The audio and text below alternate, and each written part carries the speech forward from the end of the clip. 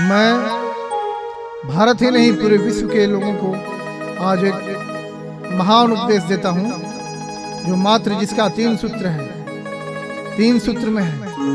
पहला सूत्र है चिंतन में सदचिंतन हो।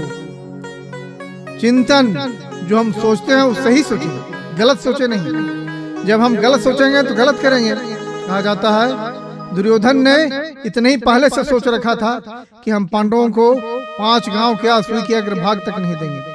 और वह एक समय भी आया कि कृष्ण भगवान उनको समझाते हैं कि दुर्योधन मात्र पांडवों को 5 गांव दे दो, 5 भाइयों को, और युद्ध फिर नहीं होगा, युद्ध बंद किया जाएगा।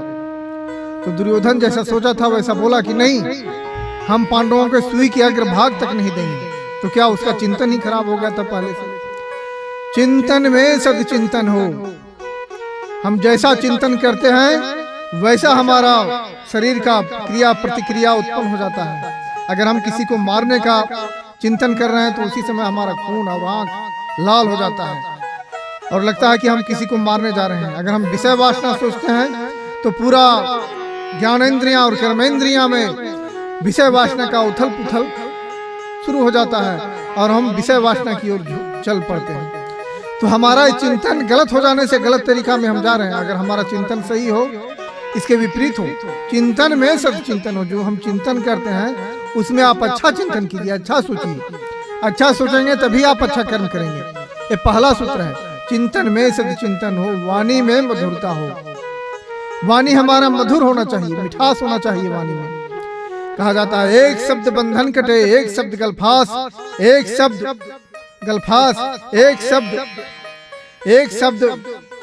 कहा जाता है शब्द का बड़ा महत्व है। एक शब्द ही है कि जो फांसी पर चढ़ा देता है और शब्द ही है जो फांसी से उतार देता है। ये शब्द का बड़ा महत्व है। आप देख लीजिए, थोड़ा सा द्रौपदी ने दुर्योधन के समक्ष हक्स के बोली थी, अंधे का पुत्र अंधा होता है। कड़वी लगा उसको दुर्योधन को, और उसी समय उसने प्रतिज्ञा किया कि इसका बदला मैं अवश्य लूंगा। सोचा जाए, सोचिए। और सचमुच एक दिन ऐसा आया कि द्रौपदी को उसका बदला लेने के लिए भरी सभा में नग्न करना चाहा था। तो क्या है वाणी? अगर कटुता वाणी द्रौपदी नहीं बोलती तो उसको वैसा नहीं किया जाता भरा सभा में। तो वाणी अगर मधुर हो तो हमारा हर काम मधुर होगा, हमारा हर कर्म जो है वो मधुरता से भरा रहेगा, सुगंध आएगा उसमें। जिस तरह से गुलाब फूल में सुगंध आता है उस तरह से हमारा कर्म में सुगंधित आ जाएगा हमारा कर्म में। तो चिंतन में सदचिंतन हो, वाणी में मधुरता हो और कर्म में निष्काम कर्म हो।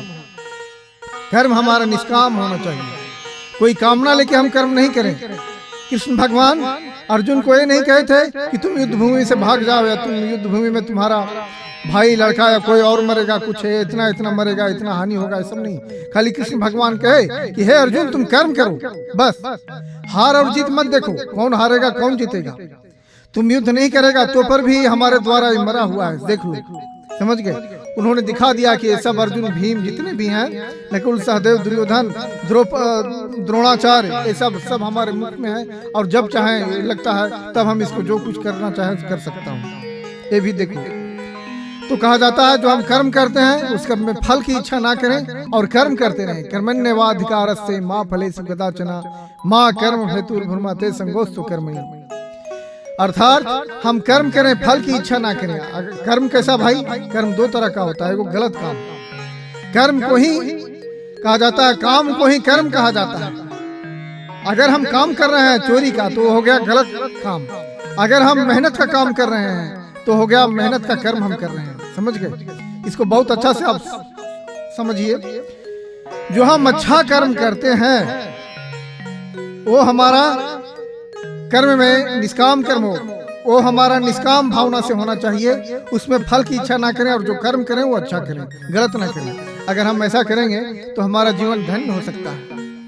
तो इसको आप लोग ख्याल करें। चिंतन में सदचिंतन हो, वाणी में मधुरता हो, कर्म में निष्काम कर्म हो।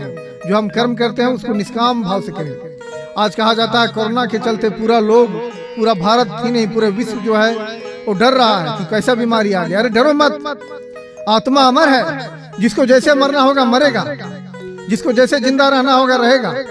आप मनुष्य को ज्यादा महत्व दें, और मशीन को कम महत्व दे। आज मशीन पूरा का पूरा चालू है, हर तरह का मशीन चालू है समाज में, लेकिन आदमी को बंद रूम में कहा जाता है कि रूम में रहो। सोचो, यानी हम आदमी को, मनुष्य को महत्व ही नहीं दे रहे हैं, मनुष्य को हम गलत सोच रहे हैं। और हमारा जितना मशीन है, जितना ऊर्जा उत्पन्न कर रहा है, प्रकृति में जो उत्पन्न डाल रहा है, ऊर्जा उत्पन्न कर रहा है, ये सबसे गलत है। और ये जितना ऊर्जा प्रकृति में मशीन द्वारा हम डालते हैं, उतना उसका विकार, उसका गलत भावना हमारे मानव शरीर में, हमारा मानव समाज में चला आता है। तो ये बड़ा महत्व का बात है।